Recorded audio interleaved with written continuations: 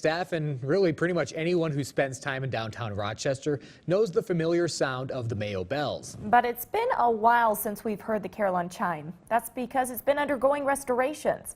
KIMT News 3's Dee Dee Steepen joins us this morning with some good news for those who've been missing the melodies. Yeah, Tyler, Ariel, that's right. 6 months ago, the Mayo bells on top of the Plummer building went silent, but that ends today. The first concert with the new and improved Carillon will happen in just a few hours, and among those most excited is the man who makes the music.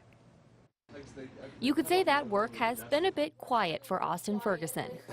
Yeah, just a little bit. The last concert the Carillonneur played was September 21st. Since then, he's had to get used to the sound of silence.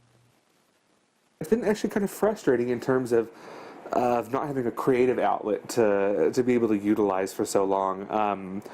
I mean, I will say I've gotten a lot of kind of administrative work done. I've completely reorganized and cataloged 2 libraries worth of Carillon music. And for 6 months, the 90-year-old Rochester Carillon underwent a complete renovation.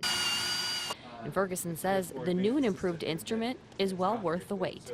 By doing the scope of the work that we did, this will keep us good for 40 or 50 more years. Ferguson, who just celebrated his 2-year anniversary as the Mayo Clinic Carillonneur, isn't the only one who has missed the chimes of the Mayo bells. I think it's very meaningful to a lot of people. Matt Daisy has worked for Mayo for more than 3 decades and helps keep the history of Mayo Clinic alive as the director of the Heritage Hall Museum.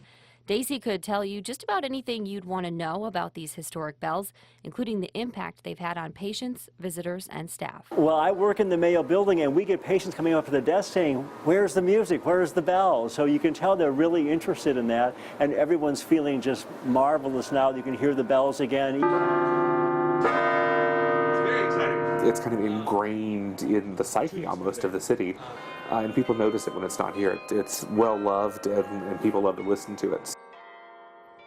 Now, Ferguson tells me the renovation work just finished up on Wednesday, and since then he's had to kind of learn how to work the new clock chime system. For anyone wondering if the bells will sound any different, Ferguson says not to the untrained ear, but it will be louder from the ground. That's because they actually raised the entire bell frame about 6 feet, and that's 55,000 pounds that they had to.